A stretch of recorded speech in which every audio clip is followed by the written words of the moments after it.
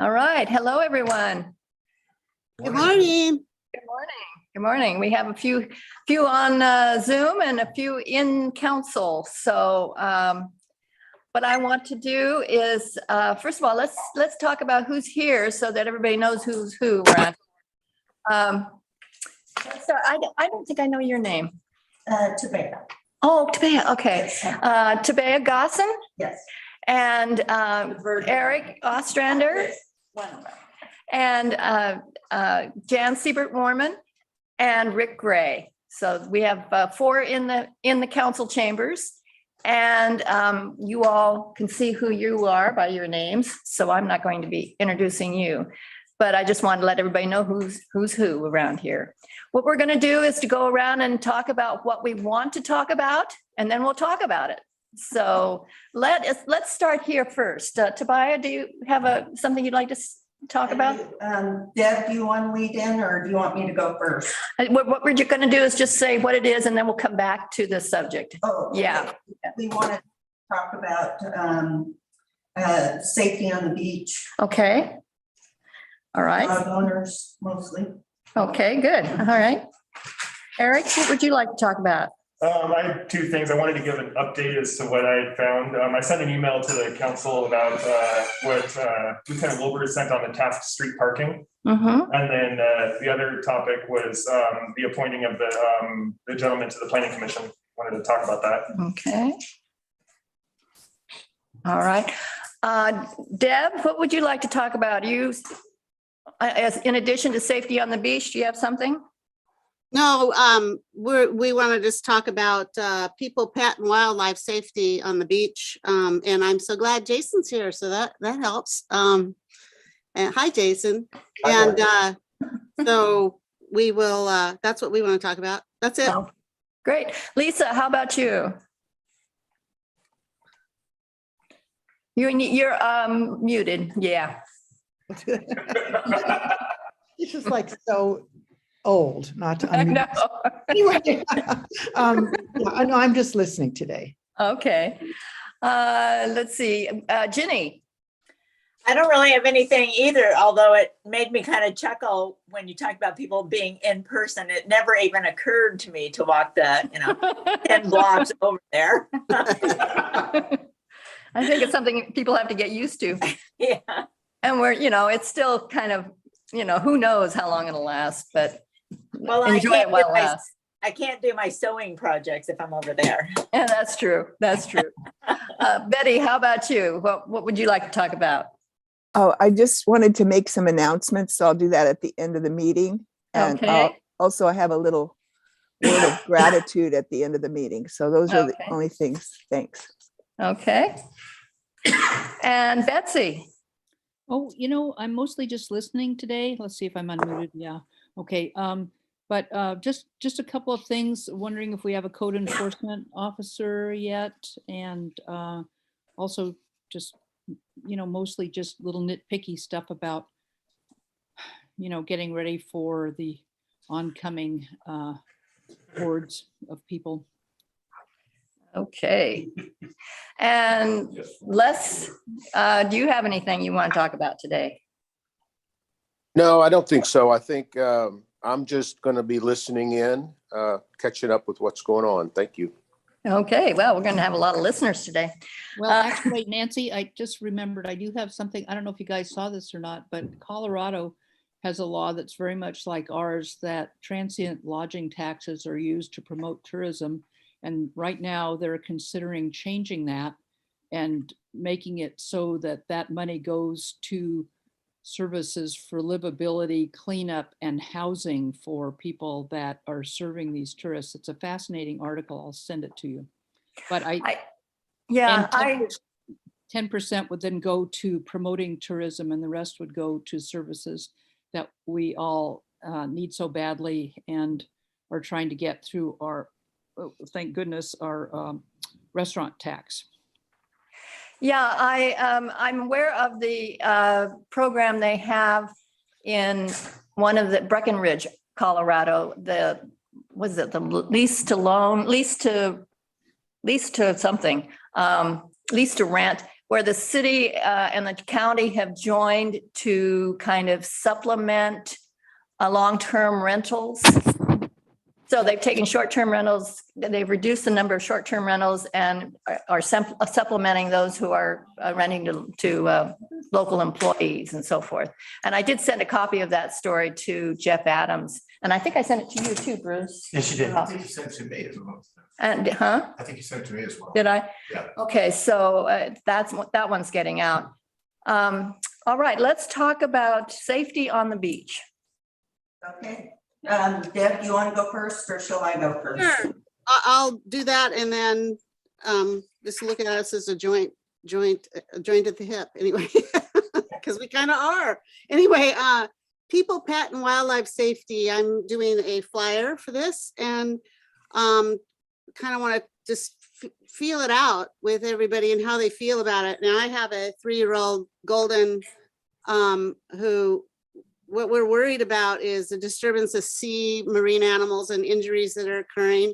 Now, Jason had 3 injuries, incidences in Cannon Beach, but there's a lot happening on the beach that aren't being reported. And I'm gonna, Tabea worked for the Clatsop County Wildlife Center, so she can tell you about some of those gruesome stories, and I'll leave that to her. But you know, it's whether to keep, we're dealing with this with the North Coast Rocky Habitat too, is whether to keep dogs on leashes or not. And we've come to the conclusion that really has to be an educational approach. And so to do that, you know, how we don't, of course, we don't want to have to, anybody have to keep their dogs on a leash on the beach, but with the increase of tourism, which is a reality now, there is a lot of dogs on the beach. And some of the dogs are getting injured, some people are getting injured. A lot of times they don't report it. There's dogs without tags and chips that are getting lost. They're walking on the rocky habitat and disturbing nesting sites. There's been some incidences with birds, again, that Tabea, I really want you to cover that for them so they can kind of get the picture. Seals, elk, all of these type of things with the increase of tourism.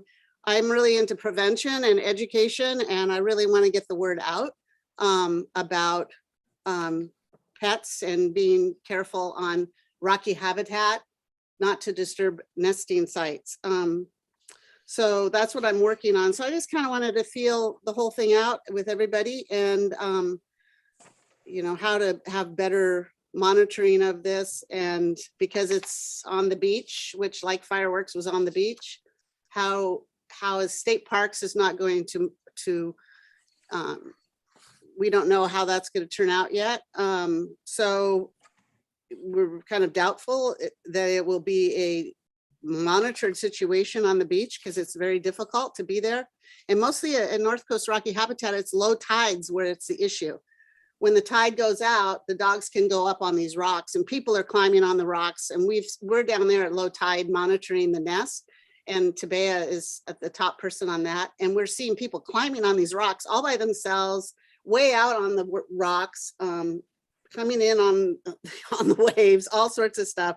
And we don't know exactly how to handle that other than education. So Tabea, why don't you tell them about some of the incidents?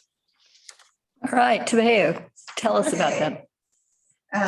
April 24th of last year, we had a woman in Tolovana who was hit by an off-leash dog. She said, my femur punched a hole in my left tibial plateau. I have just had surgical repair and have a permanent plate and screws. I will be on crutches for 3 months and will be not walking normally in a year after months of physical therapy. Not reported. March 26th of this last year, a couple of weeks ago, my neighbor was walking on the beach and 2 dogs ran up to her. One of them attacked her, nipping at her, grabbing at her clothes.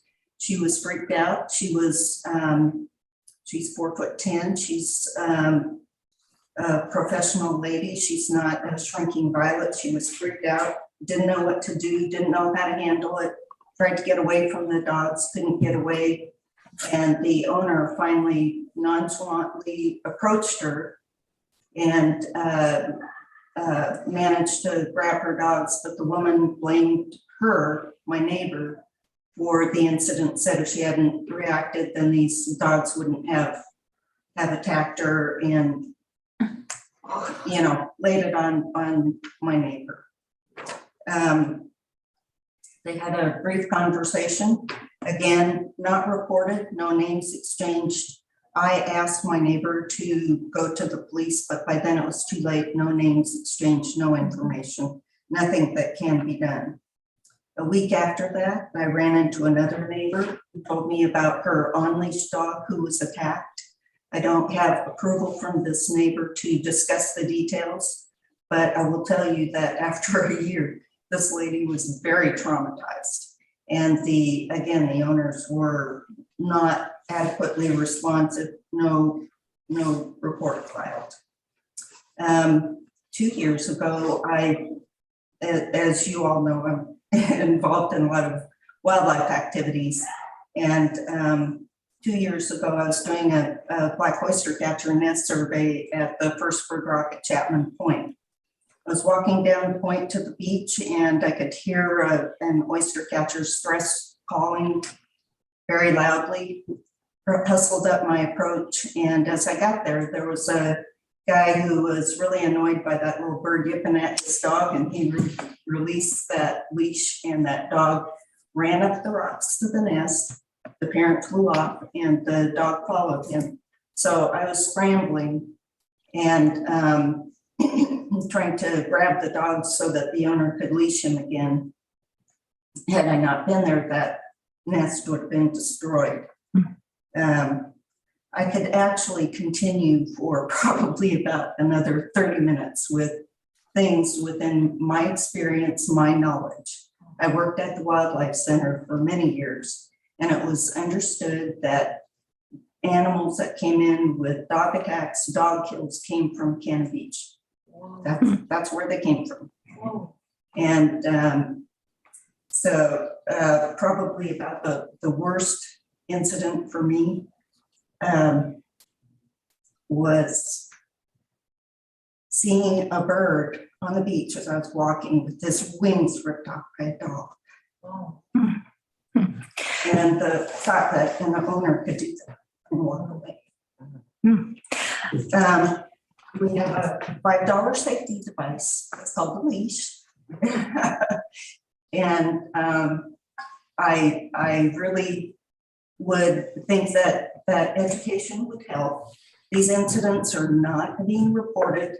People don't want confrontation. They think that a small conversation with the owner is going to change behavior. And they also don't know where to report. Jason, what do you know? This is on the beach, so it's a state operated park, basically. What is the city's responsibility or ability to do?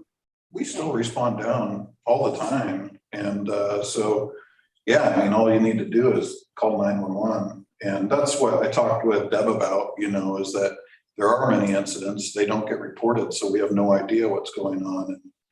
And HRAP's great about contacting us if there's any issues when they're down on the beach, but the biggest thing is educating people to call 911 if that's occurring, and we'll respond down there, just as we do any incident on the beach, because state police isn't able to come down. Now, leashes are not required on the beach at the moment, right? Correct. And is that a state regulation? Yes. So if the city wanted to require leashes on the beach, would we have to go to the state to ask that? So that's what needs to be done. It needs to go to the state. And leashes are required around Haystack Rock, though, right? I don't know. I think know they it's are. either leash or voice control. Yeah. And voice control doesn't work when it's No. nature involved. No, No, but because it's a national wildlife reserve, I think leashes are required, but I'm not Yes, sure. they of are. that. They are around Haystack Rock. Yeah. And we are working on that with the Rocky Habitat. We only want when the tides are out for the dogs to be on leash around where the birds are nesting during nesting time. And that's mostly when the tides are out. There was also a story, I have done extensive research on this, of a mama and 9 of her 11 chicks killed by a dog. Birds with internal organs hanging out of the abdomens injured by dogs. I mean, it goes on and on. I've got like a whole list here. And so this is happening. I will take care of this. I will have all the research on it and I will talk with Jason about it and we'll come up with a plan, but it'll be mostly educational. And we are working with North Coast Rocky Habitat with the hearing on next week about how we're going to handle this with the state.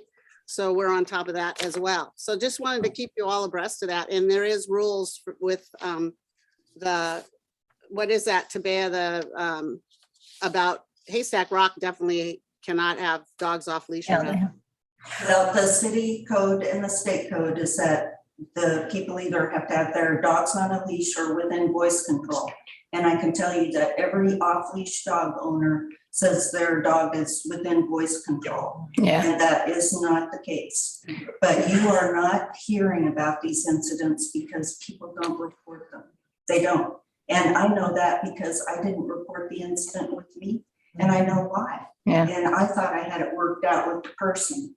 And, you know, so education is a primary thing. You know, and I don't want us to wait until we have a child who's badly injured before we actually, you know, do something about it. That's my biggest fear. Lisa. Wildlife bothers me. The other dogs being injured bothers me. People being injured bothers me, but I don't want to see a child hurt.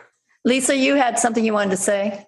Oh, I was just going to ask Jason if I thought that if a dog was not under control of his owner, even on the beach, that they are supposed to be on a leash.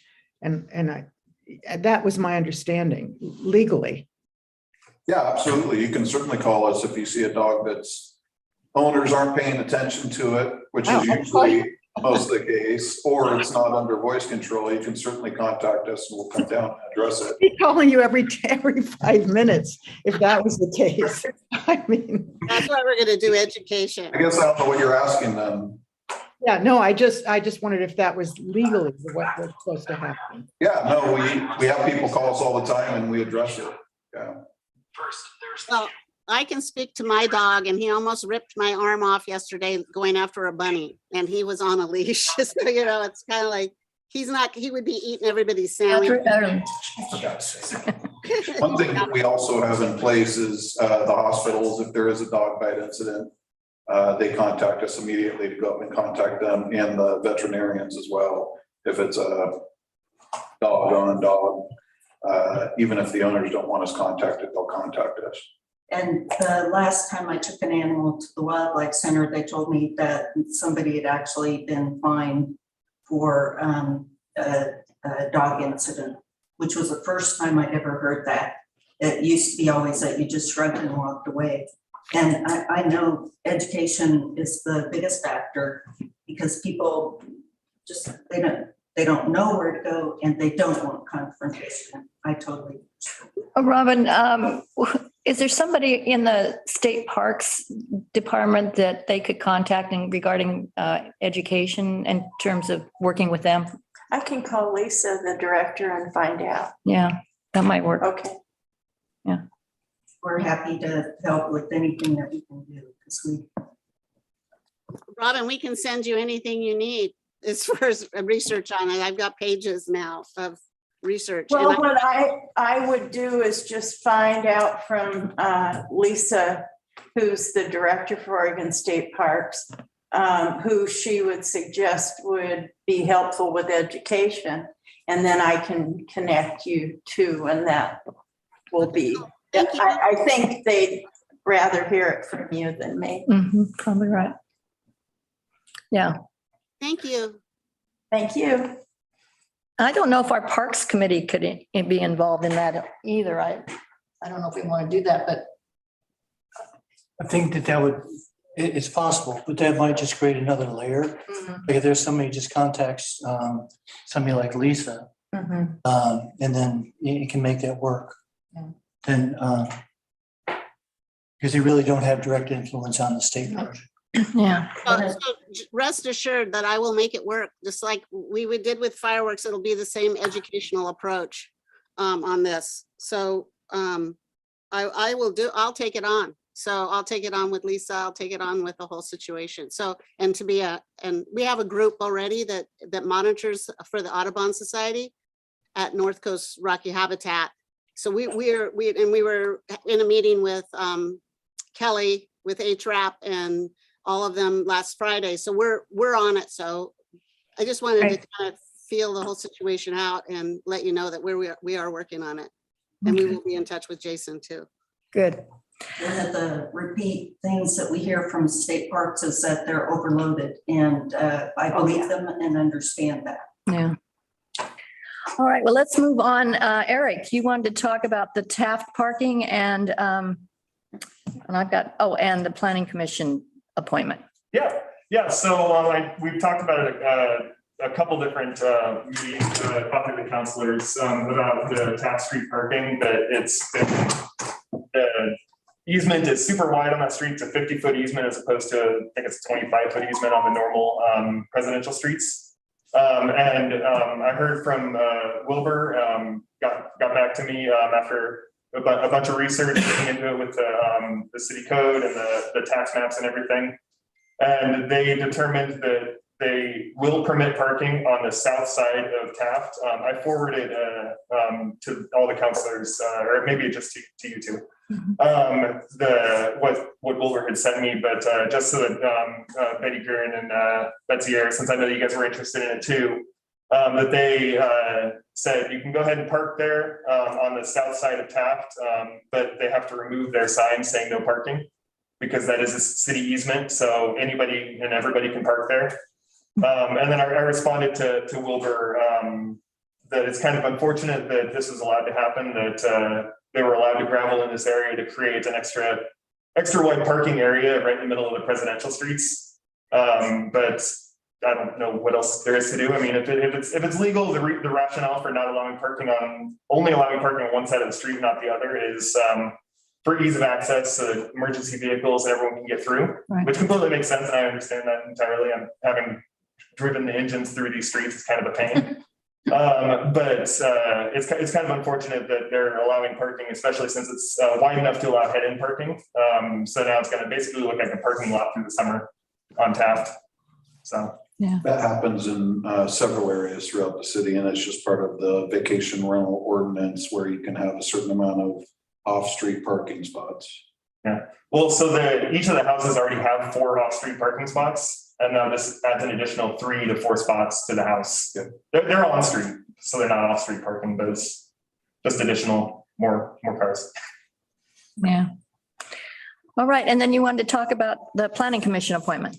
Yeah, I just wanted to address, I sent you guys all an email about it too, but I just wanted to address something that I felt needed to be said out loud in a public forum too.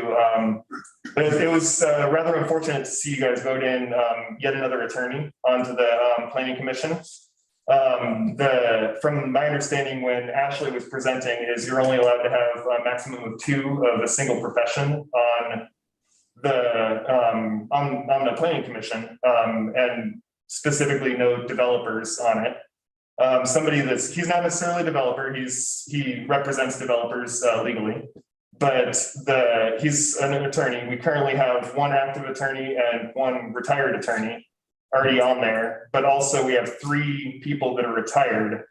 So either, from my understanding, logically looking at it, it's either already was in violation of this by having 3 retired people that are actively engaged in retirement, or the person that's retired from it is still an attorney. So you have an attorney, you already had 2 attorneys, and you added a 3rd attorney onto there. Okay, we have Mickey, who's an attorney. Huh? Mickey has a Mhm. license. Yeah, actively practicing. Right. And then Lisa Kerr. Lisa is, as Lisa said, she's no longer an attorney. She has, and Lisa, you can speak for yourself on that one. Yeah, I'm no longer a practicing attorney. So I don't know what to say. I don't think being retired is a profession, and I'm not retired. I'm a metalsmith. So I'm not retired at the present time. I make my living doing metalsmithing. So I don't understand what the idea of not having retirement is not a profession, number one. So I think the whole planning commission could be retired and it would not be against or would not violate anything. And I think that having 2 practicing attorneys on the planning commission, which is what we have at present, is fine. Lisa, when you applied to be on the planning commission for the second time, were you active as an attorney at that time? Yes. Okay, so to me, that looks like a placeholder for an attorney, which would follow you through the term, whether you retire or not. I don't understand that. Could you- Okay, so since you were an attorney when you applied for the commission for the second term, Right, that was your role at that point. And right. it should have followed you through the extent of your term, which is ending in what, August? Yes. Why would it follow me if I'm no longer practicing? I don't Because understand. that's what you started out by when you applied. That's how I look at it. But I wasn't hired because I wasn't appointed because I was an attorney, as far as I know. I was But it was your profession. It See, was- I disagree with that. I know we did. Yeah, I and we disagree with voted that. on it and Yeah, I don't whatever. see. And the city attorney even said that wasn't, I mean, we've never, at least as far as I know, Cannon Beach has never adopted that as a rule. They could adopt it. The council could decide to adopt that as a rule, that you can't have more than 2 people practicing in a profession at one time on. So Actually, we do have that. I have a question about that. Why is the city more lenient? Why is it legally permissible for the city to be more lenient on something when typically a smaller jurisdiction can only be more stringent on a law? I guess And I'm not sure I it's understand. an Oregon state statute that you can only have 2, but then the city's like, no, you can have as many as you want. I don't, typically the state statute is precedent, and then the lower municipalities have a more stringent law. I think what she said was that it is on the books, but that it isn't enforced because there's been several lawsuits concerning it. And it's sort of an undecided thing. What does it mean? What does it mean to say you're a practicing attorney? What does it mean to say? So things are just sort of, she said that if you were at the meeting, I assume, and she said that it wasn't really nailed down what that means. But it does mean for sure that if you're not practicing as an attorney, see, you can't practice in the state of Oregon unless you have insurance through the Bar Association. And once you give up that insurance, you are no longer able to practice. And you give up the insurance if you no longer want to practice. So if you change professions or retire. In my case, I changed professions. So then the rationale that Ashley gave us for why the law is in place for economic diversity on the commission kind of just goes to the wind. It doesn't really matter that you practice for X number of years, made your living doing this, that you're no longer an attorney because you haven't practiced for 2 years. So, you now have no vested interest in what it is to be an attorney, which is complete. You were already on the council or you're on the commission. It's all good to go. But the additional person being added on as an attorney has that same mindset of an attorney. They're actively practicing, but so we're up to at least 3, if not 4 attorneys that were past attorneys that are currently on there that made their living, made all of their morals and their ethical decisions based on a profession that they're in. I'll tell you the reason that I voted to approve Aaron was because he has shown interest in the community. Now, Kirsten, I know Kirsten. I work with her at the farmer's market all the time. And I think she's great. And I think she would make a good planning commissioner.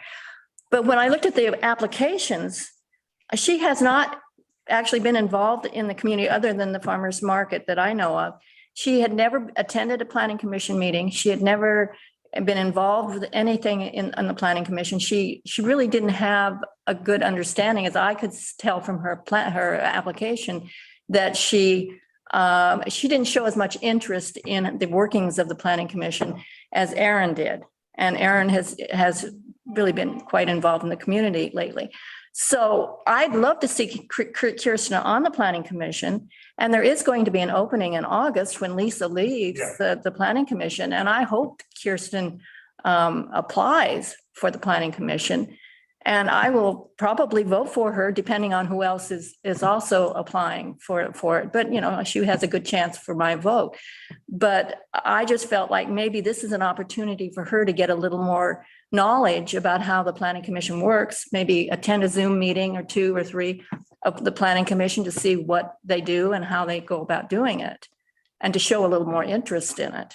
So that was, I mean, for me, it was a very, very difficult decision to make, but I just felt that at this point, the planning commission and the city council and the design review board are really embarking on some really tough decisions with the code audit coming up and other issues coming, transportation study and so forth. We need people who have a background in some of these things. And I think that Kirsten can probably catch up really quickly. But at this point, I didn't see that she showed as much interest in it as Aaron did. I just thought it was unfortunate that given that, as you just said, basically equal, but he's very mushy ethically to put on there, being that there was some confusion about whether or not number of attorneys, number of people working within the same profession. And there was no sort of question at all in her application as to whether or not she was legally allowed to be on the board or on the commission. So I just thought it was really unfortunate that you decided to go with the mushy candidate that caused a lot of controversy, as opposed to somebody else that was equally as qualified. Just you applied a non-measurable lack of interest in her applications. So we have Mickey is an attorney, and Mickey is, by the way, Mickey is, to the best of my knowledge, does not have an Oregon license to practice law. She doesn't. She's studying for the bar right now. okay, so she doesn't have an Oregon, so she's not a practicing attorney in Oregon. Not now. And she's very involved in the environmental areas. So I think that's a good balance for the planning commission. Mike Yeah. And Mike is retired. huh? is a retired. Retired, but he's retired. So he's not actively practicing law, right? Right. Okay. Who else? Lisa. Well, Lisa's not actively practicing law either, She's another attorney. but she's not actively practicing law. So we've got 2 that are not actively practicing. We've got 3 that are not actively practicing law. So the only active attorney we have now would be Aaron, right? Aaron right now, and Mickey probably in the near future. Yeah. So that would be 2. Right. Well, actively practicing doesn't say how to actively be practicing in Oregon. She's actively practicing in Washington. That's actively practicing. That's an attorney. Okay. So we have 2 then? Is that what we have? Now you've got 3. Well, 4. All right. I'm going to probably discuss this. It seemed like a very mushy, whether or not he was qualified to be on. It was cut and dry. She was qualified to be on, and you decided to go with the candidate that was mushy. Well, and I decided to go with a candidate who's showing active interest in the community and has been involved in the community. As a favor for getting you to. Not as a favor, no. Okay. It demonstrated. Well, that's the way. That's the words that might benefit. Well, that's not my words. Okay. So are we gonna, I think we have to think carefully about tying seats on various committees and commissions to prior professions. I think that would get us into a huge murky area. Especially in this community. Yeah. Yeah. Yeah. Okay. Les, did you want to say something? I wanted to chime in. I was very interested in the selection process for the planning committee, and I stayed through the whole entire meeting so I could hear the discussions. And I just wanted to say, I did think the best of the 2 candidates got selected, primarily because I know what Aaron has done. I don't know him personally, but I know him and by the things that he's already done publicly. And I don't know Kirsten. I actually had intended to put my name in the hat for the opening in August and probably will do so. But while I'm not a lawyer, I am an engineer, and there's another retired engineer on there. So this is an interesting conversation that may not be finished yet, but I do think the council made the right decision. That's all I wanted to say. All right. And Eric, you can always throw your hat in. You know, we received your letter about how many old people there are on the city council. Yeah. And, you know, you can always. I have another 24 minutes on it. Yeah, and you could run for council, or you can put your hat in and apply for any of the city committees. We'd be glad to I'd consider. love to, but the meeting's 3.5 hours for that Yeah. meeting. There's no way somebody that's working can. And there's not much we can do about that, I don't think. I So, mean, the council could listen when people send in letters, but yeah, that's about all. yeah. Okay. All right, let's move on. We have Betsy, you wanted to ask about the code enforcement officer. Yes, just a simple yes or no. Do we have one yet? Jason? Yes, Yes. he started today at 7:30 a.m. All right. His name's Luke Williams. Thank you. Wonderful. Thank you. Yes. And then you wanted to talk about something else. I have LT here. Well, I can't read my own writing. Getting LT. I don't know. We'll figure that out. Anything else you wanted to talk about? She was talking about Colorado. About what? Oh, Colorado. Okay. Yeah. All right. So did you want to say anything more about Colorado? Me? Nope. Yeah. I'll forward you what I was reading today, Nancy, and then you can spread it around if you want. I just thought, it's bigger than the Breckenridge a community's attempt to have housing for people that are actually serving huge numbers of people that come here. That, in the same way, but Oregon's is statewide, and I know there've been some challenges to try to figure out how to use some of those lodging tax dollars to provide services that are essential, and how that's been a bit of a struggle. And I just thought Colorado's just looking at that whole thing straight on and saying, wow, yeah, we wanted to attract all these people as tourists, and now we've got them, and we're having a hard time providing services for them because of all the things that go along with becoming very popular. And I just thought it was, well, if they can do it in Colorado, maybe we can do it in Oregon. I don't think it's a done deal there yet. I think it's something that people are going to be looking at statewide. And then I think part of it will also be a community by community decision. But anyway, that's enough of that. I'll try to see if I can find it and forward it to you. Yeah, the law is so strict here. But hopefully we can get some legislators into the state legislature that will take another look at that. Yeah, that's really where it lies, is Yeah. with the legislature. It really is. It really is. And we had so much support from the hotel motel people when the last tax was done. So it could maybe be, if they were convinced that it was a good direction to go, that might be helpful too. Jan, did you want to say something? I just had something to add to the agenda. Oh, okay. What would you? I wanted to ask about the evaluation of the First Street Bridge. Okay. And Rick, did you have something? I don't know if I asked you about that. He didn't, but I mainly came to listen. Huh? I mainly came to listen, but Oh, okay. it's always particularly interesting to me when somebody says, we need a legislator to do this. Okay. I'm taking notes on those things. Okay, good. All right, so we've pretty much gone through the list. So let's talk about the First Street Bridge. What did you want to know about that? Well, Karen had said at the last council meeting that the application for the grant, or whatever you want to call it, had gone to the next phase. And so I assumed that that meant the evaluation of the bridge had been done? No, I think she mentioned, and maybe I'm wrong on this, but the evaluation wasn't going to happen for another year or two. Is that right? The grant that we're seeking would allow us to do the evaluation. So we were told we can go on to the next level from the grant process. Of applying for the grant. The grant would pay for the evaluation. So the grant, they haven't received the grant yet.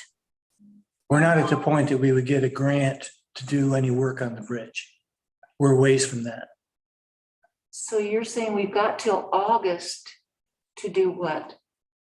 Because we were told you had to get this going because you needed to get all the information in by August. Well, I think So Karen just texted me. What are we doing then till August? Only that the FEMA application has been moved on to the next level of review. And so our application, like I said, is just, it moved on to the next level. There's a cut that says, you're not going to qualify. You can keep on going. We got the keep on going message. So this is going to take a while. This is not something that's going to happen quickly. But I'm confused.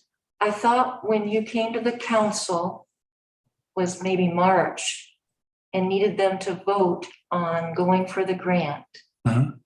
That you said you needed all this time because you could get that in to the FEMA by August.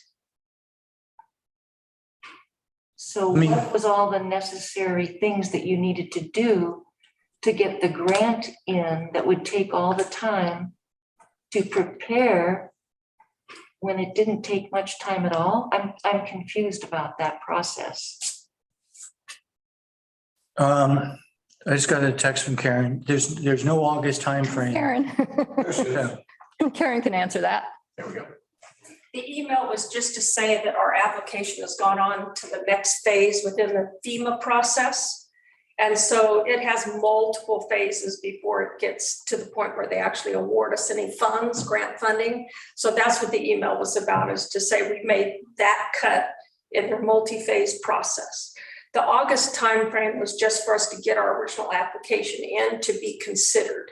And so we've already done that, and they've looked at it and they've processed it to the next level. So it'll go through many reviews because it's a competitive grant. And so they continue to evaluate it through the process. But we're probably a year out from us ever seeing any grant money. And what is the grant money for again? It is to finish the evaluation on the bridge to see if we're able to retrofit it as it stands today, or if they say we cannot retrofit it to be able to withstand an event, and they recommend us to rebuild the bridge. So that's what the evaluation is. It's kind of an engineering thing. Yes. Yeah. Yeah. How many are we competing with? Do you know that? They don't tell us that. Okay. Yeah. So it'd be nice to know, to kind of see, Yeah. assume where we are in the pecking order. Sure. We don't. Who's the granting Infrastructure, agency? we can only assume it's a pretty broad audience because the Fed's got quite a bit of money for infrastructure improvements. Mhm. And so I would imagine there's a fair amount of people. There's a tremendous amount of bridge work going on throughout the state, not just Oregon, but across all states. You're seeing some of it on our 101 right now that ODOT is doing on the bridges that they own. So there's quite a bit of federal money associated with this type of infrastructure improvement. Is it a FEMA grant or is it a It's a federal FEMA highway? grant, and FEMA gets money from different organizations that fund these through the federal dollars. So some of it is, that one happens to be ODOT's project. But the one that we're going for is through FEMA, where the federal gives the individual states, they call them divisions, money for this type. So that's what we're chasing. Okay. And every year, ODOT comes and does an inspection on all the bridges, the ones that they own, as well as the ones that are within our town. And so that inspection that we got was a pretty good inspection. Actually, our bridge is in better shape than what you'd expect for its age. And so that was part of the application that we put in, just to tell them the current condition of the bridge, and then what our intent is to retrofit it to be able to withstand a Cascadia event or something smaller than that. So Karen, what was the 150,000 that we just put into the bridge recently? What was that for? Recently, The last few years, you guys, you and Bruce said you thought it was in good shape. You put that money in. It was to reinforce the underlings, lines, Karen. isn't it? I think it was the underlings. yeah, that's been a number of years ago. That was before I even hired on at the city. So it's been at least 5 years, if not more than that. I think it's when Dan Grassick was I think here. so. They did a study that actually asked for over $1 million on that project, and that was through the FEMA process. They did not get those funds, but what the city did give them is enough money to be able to stabilize the underlings, and what that is all the ironwork where the pillars meet the bridge floor, if you will. And so they stabilized all that. When you walk under the bridge, you can see that work was done, but that's the extent. They didn't do any rail work. They didn't do any work on the floor surface that cars drive over to get from one point to another. And that is what ODOT identified in last year's report, that we need to be looking at the actual floor surface now, the street part of it that goes across.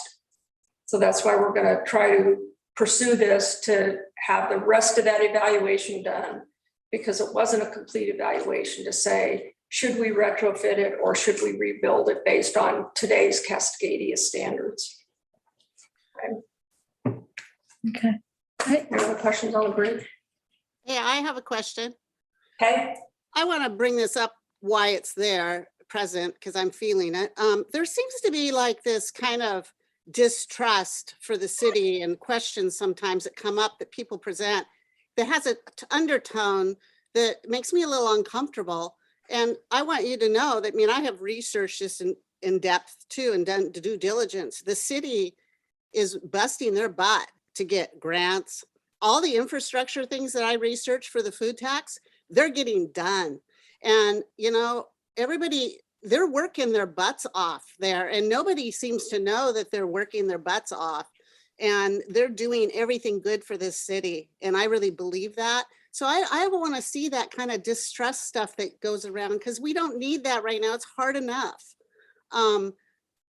People are doing it, and they're doing it well with what they have. I mean, there's not a lot of candidates in Cannon Beach that aren't retired, and you know, you know, and some of those people are highly educated and come from you know, credentials that are far superior to some others. So, you know, people are doing the best they can, and they are doing all these grants. I mean, Karen, I know what kind of grants. I'm watching that, and I would like that all listed so that people can know that you're working. She's getting a lot of grants, and it takes time for all this to come through.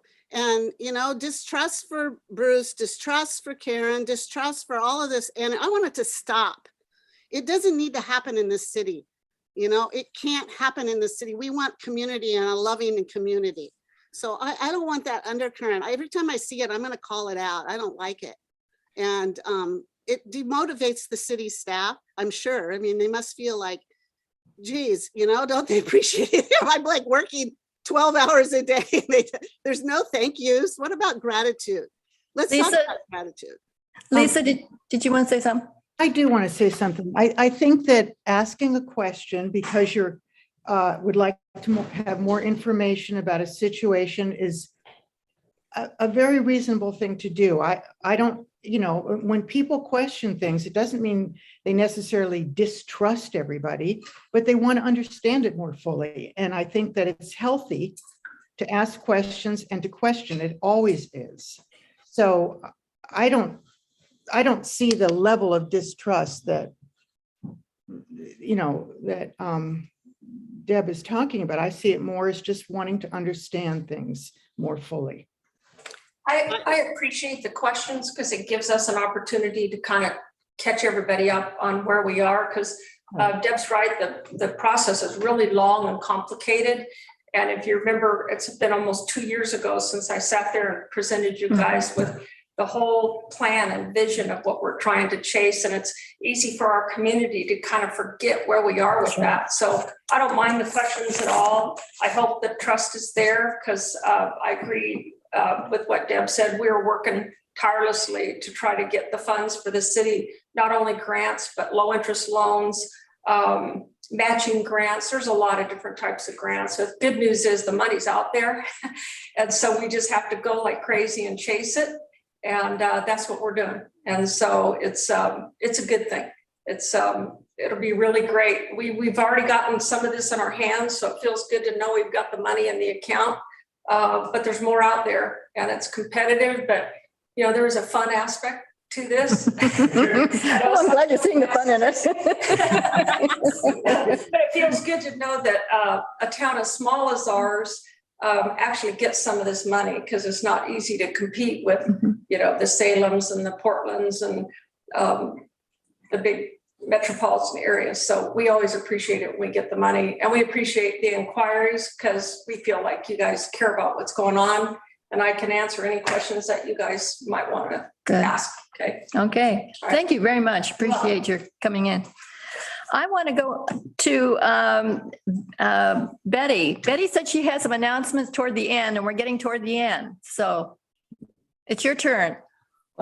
Okay, I just wanted to let people know that the 12 Days of Earth Day is back. And on Friday, there's going to be a shredding event. So hopefully you'll tell all your friends. Last year it was not very many people, so we're hoping more people will come this year. The city has taken, it's going to be down where the farmers market is. They drive the trucks in. It's from, oh gosh, darn. Well, anyway, the city, Les has been putting 10 to 2. Okay, thank you. Les has been putting all this information on the city website, and hopefully we have enough advertising to get people out for that. And then on Saturdays, the street fair, and then there's 3 different beach cleanups.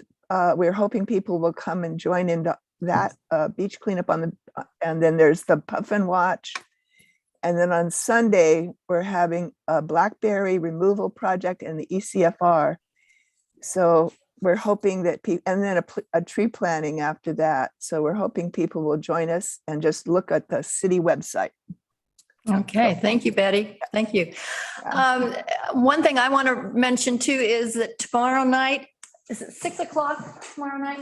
We're having a joint meeting with the Planning Commission, the City Council, and the Design Review Board will be having their discussion about the code audit.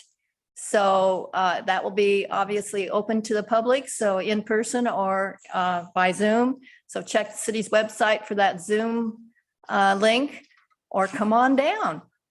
And we will be discussing our comprehensive plan and how the zoning code fits or doesn't fit with the comprehensive plan. And I think, do you know exactly what issues are we going to be talking about? Lot coverage and housing size and so forth again?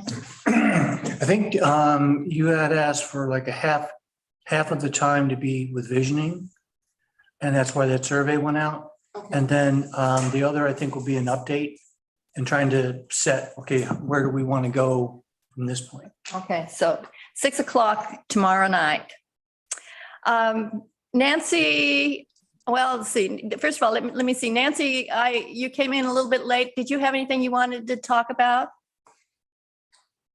Good morning.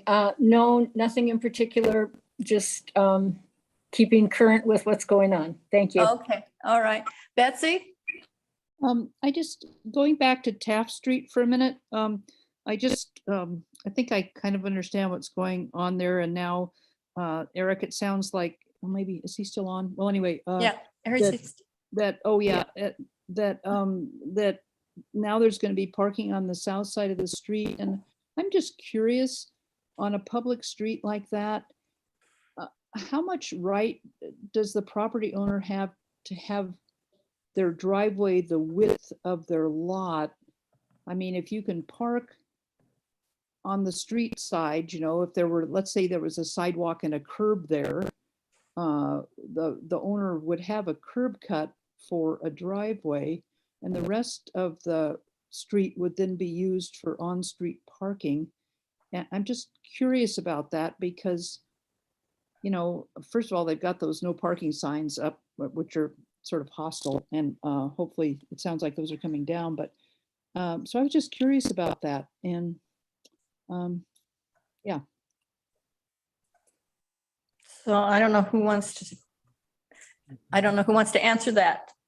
I don't know what specifically you're asking, but I had mentioned earlier that if it's a vacation rental, they have different rules where you're allowed a certain amount of off-street parking.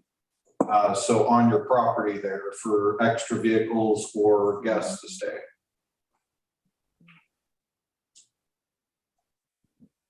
Oh, well, I know that if you have a vacation rental, you're required to have so many parking spaces, but I didn't realize that, I guess if I understand that what you're saying, that somehow it's okay for them to be, you know, paving their front yard should they wish to have cars parked all over the place if they have a great big house and want to have, you know, 15 people there overnight. Is that right?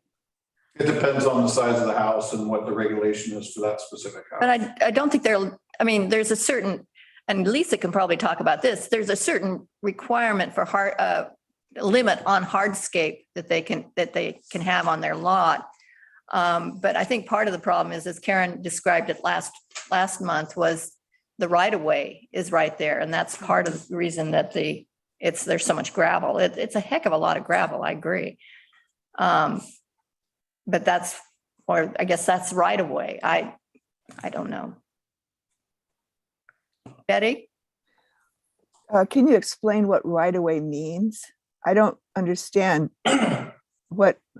isn't there supposed to be a strip there that belongs to the city, and maybe that could be like whoever did the landscaping closer to Hemlock, I'm so grateful for that. It makes it look a lot better, but still, isn't there supposed to be a strip that belongs to the city, and can't the city do some more landscaping there? I mean, I don't think it helps to have all that gravel. It doesn't make things look better. And then once all those SUVs come, it's ridiculous. It's like we're having an SUV monster truck show. So sorry. I'm going to let you answer that. Yeah, the right of way is the amount of land that the city has. It's usually from the time that the subdivision or whatever it is set up. But there's the right of way. The right of way is where we can put our utilities, roads, those kind of things. And we use right of way for parking also. So if, and we have this, you know, throughout the city, but if somebody does come in and put up the no parking signs or landscape that area in front of their place, that's just parking that's taken away. Everybody wants more parking. The way that the city controls that is to keep our right of way available. But it's the property that is actually in the ownership of the city. Okay, so those people are going to be driving across the city right away and parking in front of their house. And then there's going to be allowed parking behind them all the way up the street. Is that what you're saying? I need to go out and take another look at it because it seems different questions are coming up at different times. So I've not looked at it from that standpoint. But I will go up. Karen, would you like to add to that? I think Lieutenant Wilbur sent out the email that it kind of defined where we were at with all this. He's taken a really deep dive into it, worked with Public Works and Planning, Jeff, and took a look at the area and what was reasonable based on what's out there and the size of the right of way. And I think his email defined it very clearly. And I think it's a closed issue, really. I know the gravel's unsightly, just so you guys know, it's okay to grass the right of way. Mm-hmm. So if the neighbors or folks feel that they want to seed that so grass comes in, they're allowed to do that. They just can't put escalonians and trees and things because that's where our infrastructure is. And so it's unfortunate that the right of way is that wide, But it just happens to be one of those streets. And just like Chief said a few minutes ago, we have some of these anomalies throughout town, just like we have some streets that are extraordinarily narrow. It's the village, nothing standard, and that just comes with it. And so if they want to grass it, they can grass it.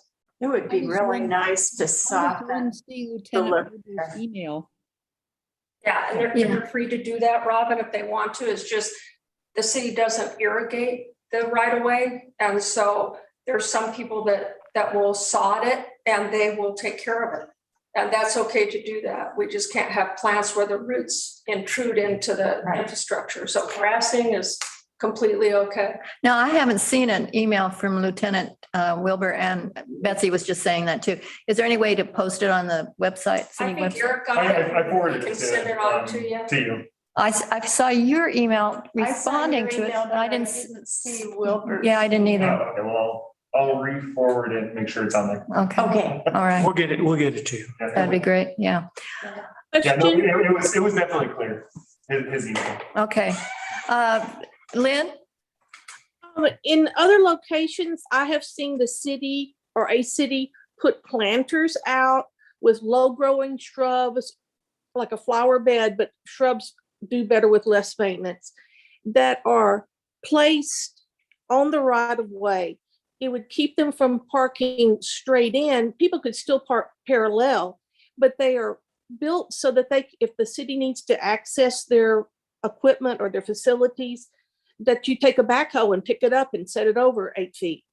But it wouldn't solve the problem, but it would keep them from having the straight in parking that just invites the largest of the large vehicles. That's all.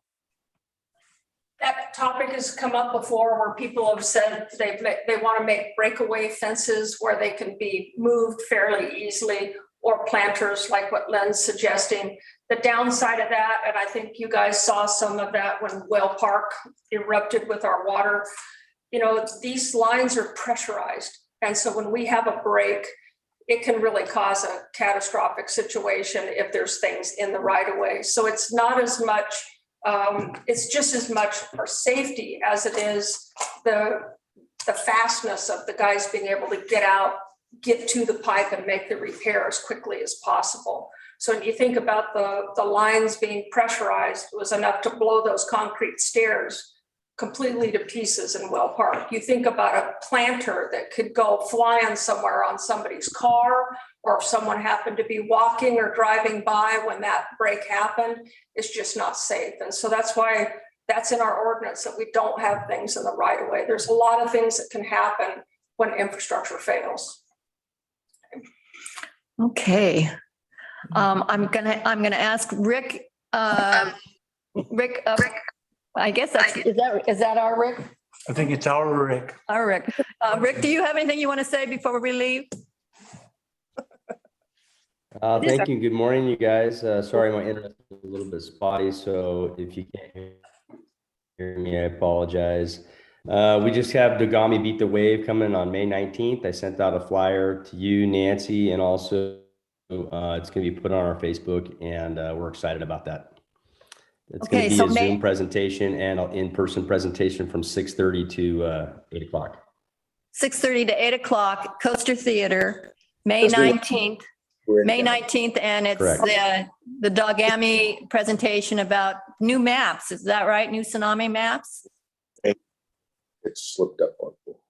That's correct. It's the new tsunami maps and Beat the Wave data that they're presenting. Okay. Which can affect your taxes quite a bit. So it's a good thing to be aware of. Nancy, can I say one thing else? Sure. Okay, Jason? Yeah. This week I was driving around looking for village character. Yeah. And I found an Airstream that was parked over on Westway and Pacific. Did you get any reports on that? This is the first I've heard of it. Okay, so I would call 911 and tell you about it. There's a non-emergency number. Pardon me? You have our non-emergency number. Yeah, okay, Yeah, call so that would be what we would do, Yeah. but an Airstream should be in the RV park, Yeah. correct? Okay. Yeah. Just curious. Yeah. Thanks. All right, anything else? We are a little bit over time. Eric has to get back to the hotel. I just want to say thank you That's for it? thank you for having these meetings, and Uh-huh.